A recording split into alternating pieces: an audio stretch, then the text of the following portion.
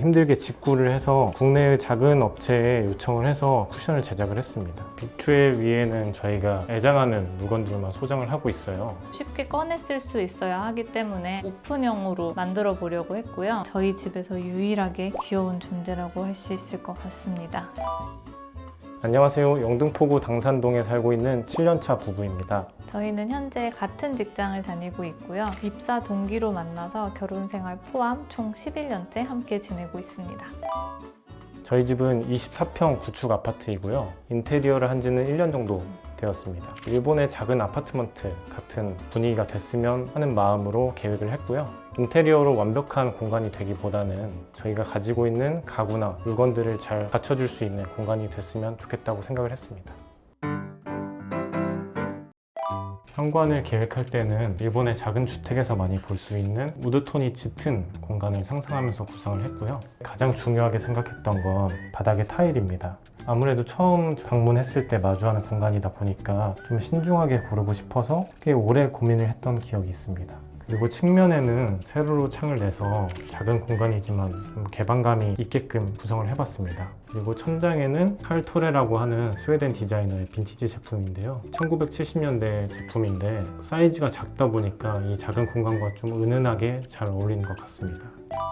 현관에서 들어오면 바로 거실 공간이 보이고요. 저희는 2층이라 아파트 화단에서 키우는 나무를 굉장히 가까이에서 볼 수 있습니다. 또 계절이 지나가는 것들을 굉장히 가까이서 느낄 수 있다는 게 큰 장점이더라고요. 창가 앞으로는 저희가 쓰고 있는 원형 테이블이 있습니다. 이 테이블은 임스의 컨퍼런스 테이블인데 이 테이블에서 저희는 식사를 하기도 하고 재택근무를 하거나 할 때 업무를 보기도 합니다. 이 테이블 주변으로는 저희가 의자 4개를 가져다 놨는데요. 그 중에 하나만 소개해드리면 하우스 오브 피뉴리라는 덴마크 브랜드의 의자입니다. 좌판과 등판이 프레임에서 떨어진 것처럼 설계가 되어 있어서 조형적으로 굉장히 아름다운 체어라고 생각하고 있고요. 저희가 몇 년 전에 덴마크로 여행을 갔었는데 그때 의자가 3개밖에 없었거든요. 그래서 의자를 꼭 하나 사오자라고 계획을 했었습니다. 근데 막상 덴마크에 가보니까 덴마크 브랜드의 의자들이 국내보다 훨씬 더 비싸더라고요. 그래서 어쩔 수 없이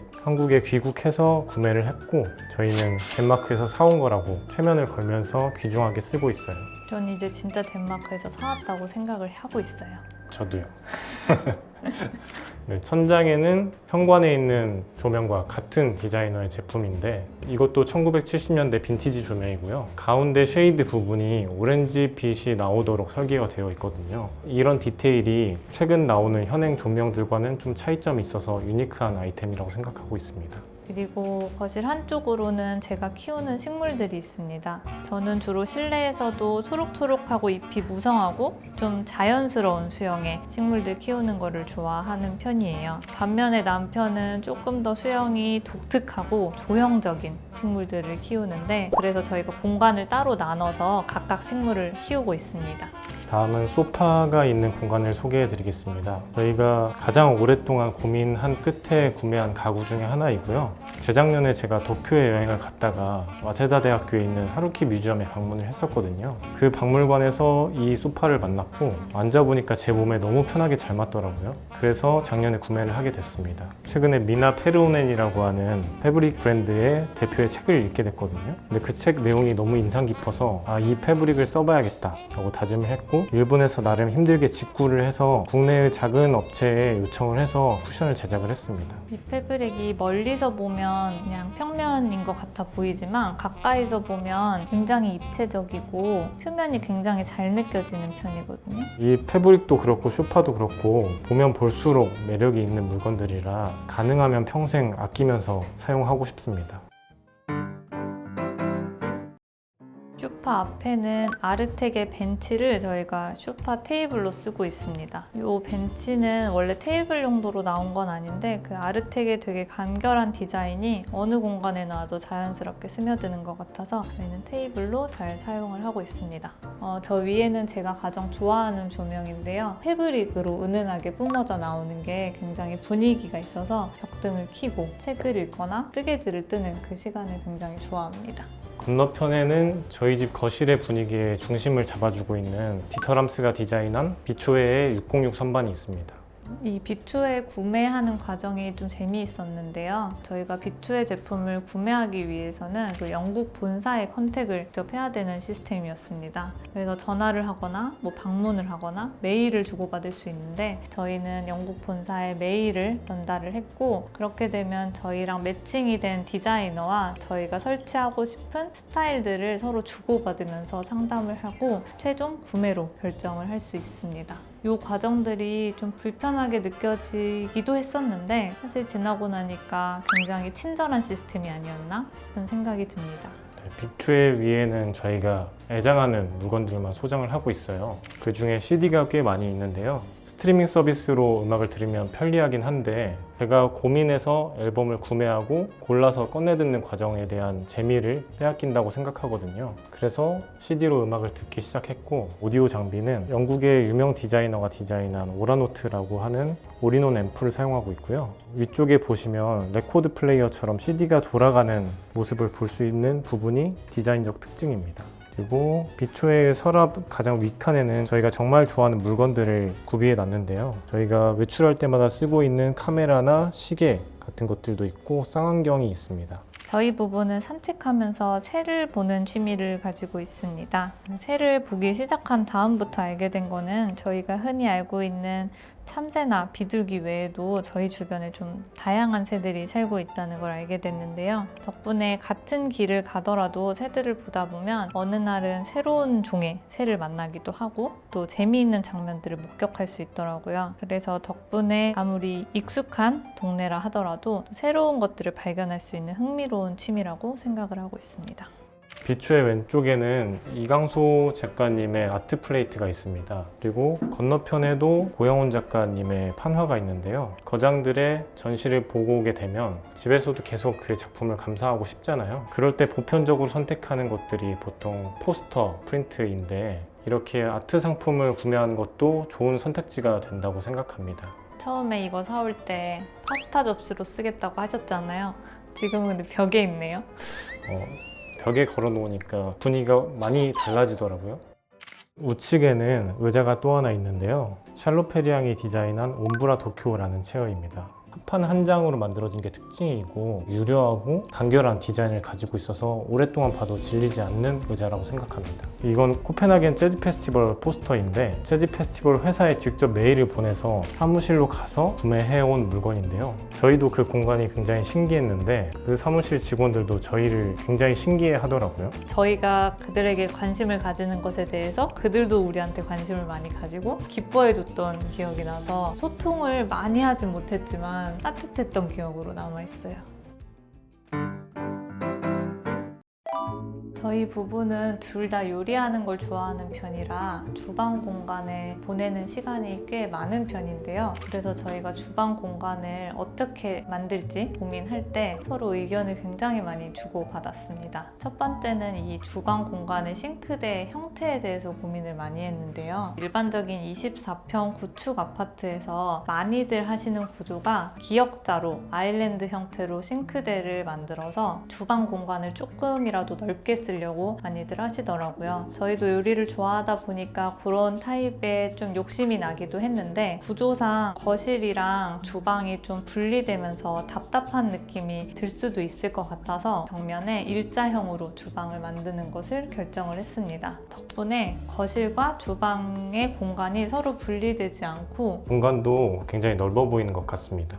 그리고 또 저희가 고민을 했던 부분이 상판 소재를 스테인리스 상판을 할까 고민을 좀 했었는데 저희가 선택한 이 상판은 칸스톤 소재입니다. 이 칸스톤 소재는 긁힘이나 이염, 오염 같은 데 좀 강한 편이면서도 소재나 질감이 굉장히 자연스러워가지고 저희 집이랑 잘 어울린다고 생각이 들더라고요. 주방에서 마음에 드는 디테일 중 하나가 더 있는데요. 수납장 사이를 보시면 칸막이들이 돌출된 형태로 디자인되어 있습니다. 저희가 인테리어 할 때 제안해서 반영된 디테일인데 비용이 추가되지도 않으면서 가구가 좀 입체적으로 보이는 것 같아서 마음에 드는 부분인 것 같습니다.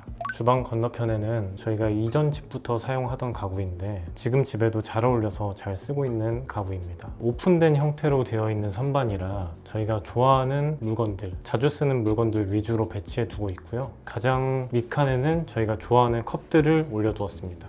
저희는 자주 쓰는 물건일수록 좋아하는 물건을 사용해야 한다고 생각하고 있어요. 좋아하는 물건을 쓸 때마다 쌓이는 작은 감정들이 일상의 만족도를 높여준다고 생각하거든요. 그래서 자주 보고 자주 쓰려고 이 선반 위에 두고 있습니다. 위에 있는 컵들 중에 가장 좋아하시는 컵이 있나요? 제가 가장 좋아하는 컵은 이 컵이고요. 생각보다 컵이 두껍지 않고 얇은 편이고 프린팅이 예뻐서 마음에 드는 컵입니다. 스위스의 로스트란드라는 브랜드의 빈티지 컵인데 구하기 힘든 컵이라 저도 좋아합니다. 그 다음 칸에는 핸드드립 용품들이 있습니다. 저희가 커피를 좋아하는 편이라 신혼 때부터 캡슐 머신도 사용해보고 나름 비싼 반자동 머신도 사용해봤는데 지금은 핸드드립으로만 커피를 마시고 있습니다. 맛도 제일 좋은 것 같고요. 주말 아침에 조금 귀찮지만 천천히 커피를 내리는 시간을 굉장히 좋아하고 있습니다. 커피는 주로 남편이 내려주는데 핸드드립 레시피를 다양하게 연구하고 이렇게 좋은 장비로 내려서 그런지 맛있는 편입니다. 그 아래에는 제가 가장 애장하는 물건인 파스타 제명기가 있습니다. 제가 평소에 파스타를 먹는 것도 좋아하고 집에서도 자주 만들어 먹는 편인데 어느 날 남편이 생일 선물로 이 파스타 제명기를 사줬습니다. 이 파스타 제명기를 이용해서 면을 뽑으려면 반죽부터 숙성, 요 제명까지 생각보다 노동이나 시간이 많이 들어가는 편인데 남편이랑 같이 해서 먹으니까 굉장히 즐거운 시간이 되더라고요. 그래서 제가 자주 사용하지는 못하지만 가장 애장하는 물건으로 생각을 하고 있습니다. 제면을 해서 생면으로 파스타를 먹으면 겉면이랑 얼마나 큰 차이가 있을까라는 생각을 했었는데 정말 맛있고요. 집에서 생면 파스타를 먹을 수 있다는 게 이렇게 큰 만족도를 줄지는 저도 선물할 때 몰랐는데 저도 만족스러운 물건인 것 같아요. 그 아래 칸에는 저희가 좋아하는 접시들을 모아놨습니다. 그 중에 가장 애정하고 있는 접시를 소개해드리면 노르웨이의 빈티지 그릇인데요.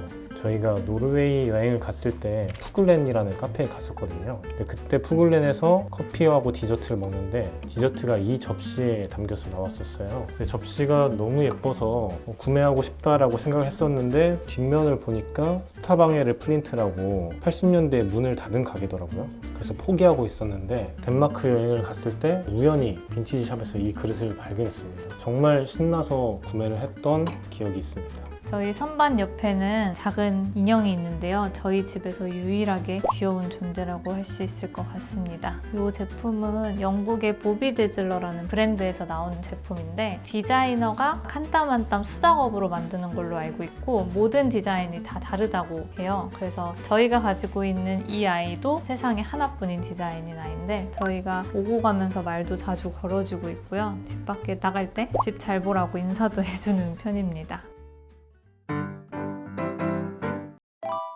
저희가 구축 아파트다 보니 별도의 팬트리 공간이 없었는데요. 저희가 식물이나 생활용품 같은 것들을 저장하고 또 꺼내 쓸 공간이 필요하다 보니까 어디에 그 수납 공간을 만들까 하다가 주방 베란다 쪽에 만들게 되었습니다. 쉽게 꺼내 쓸 수 있어야 하기 때문에 전반적으로 오픈형으로 만들어 보려고 했고요. 한쪽 벽면에는 이케아 벽 선반을 설치해서 식료품이나 생활용품들을 채워놓고 또 한쪽 벽면에는 낮은 스테인리스 선반을 구매해서 아래쪽에 식료품을 저장을 했습니다. 덕분에 물건들을 쉽게 꺼내줄 수 있어서 잘 사용하고 있습니다. 또 조명은 저희가 신혼 때 7년 전쯤에 산 독일 빈티지 조명인데요. 이 공간이 꽤나 실용적인 공간이지만 디자인적인 요소 하나쯤은 있으면 좋을 것 같아서 이 빈티지 조명을 설치했습니다. 보름달이 뜬 것 같아서 마음에 들어요. 저희가 팬트리 공간만 없는 게 아니고 구축이다 보니까 이 주방에 요새 나오는 냉장고들을 넣을 자리가 별도로 마련이 되어 있지 않았습니다. 그래서 이 냉장고를 어디다 배치할까 고민을 하다가 주방이랑 가장 가까운 작은 방 안에 냉장고를 넣어보기로 했습니다. 그래서 이 냉장고를 넣을 때 냉장고와 연결된 붙박이 장을 한 번에 짜서 냉장고 장을 설치를 했고요. 이동하는데 좀 원활하게 하기 위해서 저희가 이쪽 문에는 따로 문을 설치를 하지 않았습니다. 덕분에 이 방 자체가 완전히 독립된 방이라기보다는 주방이랑 연결된 공간이라는 느낌이 나서 편하게 사용을 하게 되었고요. 이 냉장고 방 이외에는 저희가 다용도실로 사용을 하고 있습니다. 저희가 좋아하는 전시나 영화 포스터들을 좀 장식을 해놨고요. 그리고 제가 키우고 있는 괴근식물을 배치해놨습니다. 궤근 식물은 주로 아프리카에서 자생하는 식물들을 이야기하고요. 척박한 환경에서 생존하기 위해 줄기나 몸에 수분을 저장한 형태로 자라고 있습니다. 이 식물 자체도 굉장히 매력 있지만 형상이 특이하다 보니까 화분을 매칭하는 재미가 있거든요. 그래서 국내나 해외의 많은 젊은 작가분들이 이 궤근을 위한 전용 화분을 꾸준히 선보이고 있습니다. 그래서 디자인을 좋아하시는 분들은 꽤 매력적으로 느껴질 취미라고 생각합니다. 이 식물들 키우는 거 되게 어렵잖아요. 네, 식물들이 키우는 난이도가 꽤 높아서 식물 등도 별도로 설치를 해줘야 되고 시간마다 환기도 해줘야 되는 어려움이 있는데 비싸게 산 거라 대충 관리할 수가 없습니다. 제가 가지고 있는 식물 다 합쳐도 가장 작은 것보다 쌀 거예요. 다른 공간들은 저희가 좋아하는 것들로 이것저것 채워놓으려고 좀 한 편인데 이 침실은 최대한 비워놓으려고 했습니다. 대신에 한쪽에는 작은 독서 공간을 마련을 했는데요. 의자는 임스의 LCW 라운지 체어고 조명은 루이스 폴센의 조명을 펜던트 조명으로 설치를 했습니다.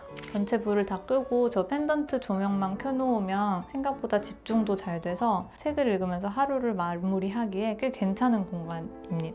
그리고 저희 집에 TV가 없습니다. 그래도 저희 부부가 영화 보는 것도 좋아하고 같이 영상 보는 것도 좀 즐겨 하는데 그때마다 침실의 아래쪽에 있는 프로젝터로 한쪽 벽면에 프로젝터를 쏴서 영상을 봅니다.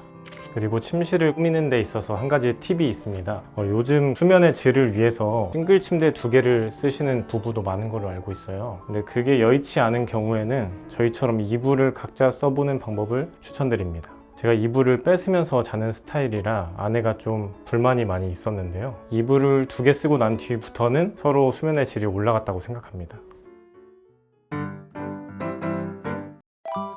이 집에 이사 올 때 집보단 사실 동네를 더 중요하게 생각했던 것 같아요. 왜냐하면 집이 아무리 마음에 들어도 동네가 좀 저희 라이프 스타일이 안 맞으면 일상의 만족도가 좀 떨어진다고 생각을 했습니다. 그래서 이 동네가 살기 좋을 거라고 생각해서 선택을 하게 되었고요. 이 동네는 상업지랑 주거지가 적절하게 섞여 있어서 평일이든 주말이든 어느 정도 계속 활기가 유지된 동네거든요. 저희는 개인적으로 그 부분이 마음에 들었고요. 그리고 또 굉장히 큰 장점 중에 하나가 한강공원에 걸어서 갈 수 있다는 부분이 있습니다. 저희가 둘이서 산책을 하면서 시간을 보내는 걸 굉장히 좋아하는 편인데 이전에 고층 살 때는 밖으로 나가는 게 망설여질 때가 좀 있더라고요. 그게 아무래도 엘리베이터도 기다려야 되고 타야 되고 그런 걸림돌이 좀 있었던 것 같은데 지금 이 집에 와서는 계단으로 바로 내려갈 수도 있고 거창한 계획 없이도 한강을 갈 수 있다 보니까 산책도 자주 나가게 되고 또 한강을 갈 수 있다 보니까 만족도가 좀 높은 편이더라고요. 저희는 주말 아침마다 습관적으로 빵을 사러 나가거든요. 이 동네에는 꽤 맛있는 동네 빵집들이 많이 있는데 특히 선유빵집을 많이 가는데 선유빵집은 주로 식사용 빵, 깜빠뉴나 바게트, 피셀 같은 종류의 빵들을 팔거든요. 위치가 유동인구가 많지 않은 곳에 있는데도 묵묵히 계속 자리를 지켜주고 있는 게 동네 감성이 많이 느껴져서 꽤 좋아하는 편이고요. 처음부터 완벽한 공간을 꾸미려고 하는 편은 아니고요. 시간을 들여서 천천히 좋아하는 것들로 하나하나 채워서 저희 부부와 닮아있는 공간을 만들고 싶어하는 편입니다. 무라카미 하루키 책에 소파에 대한 얘기가 나와 있는 게 있어요. 좋은 소파를 고르는 사람은 뭔가 다른 의미를 가지고 있다라는 대략적인 내용인데 그 부분이 굉장히 저한테 인상 깊어서 나도 좋은 소파를 가져야겠다라는 생각을 했거든요. 근데 그 좋은 소파를 찾아가는 과정이 몇 년이 필요했던 것 같습니다. 결혼을 하거나 독립을 하면 자기만의 공간을 갖게 되잖아요. 그럴 때 누구나 한 번에 그리고 빠르게 완성된 공간을 만들고 싶다는 욕심이 생기는 것 같아요. 저희도 그랬고. 그런데 그렇게 큰 고민 없이 구매한 물건은 후회가 항상 되더라고요. 저희가 추천드리고 싶은 방법은 어느 정도 공간을 비워둔 상태로 천천히 본인에 대해서 고민을 해보고 좋아하는 게 뭔지, 필요한 게 뭔지 시간을 가진 다음에 물건을 채워가는 걸 추천드립니다.